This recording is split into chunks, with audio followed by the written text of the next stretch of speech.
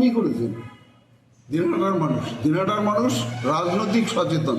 কালো পতাকার বদলে কালো জুতা যে ছুঁড়ে মারেননি, এটা ওনার কপালটা ভালো।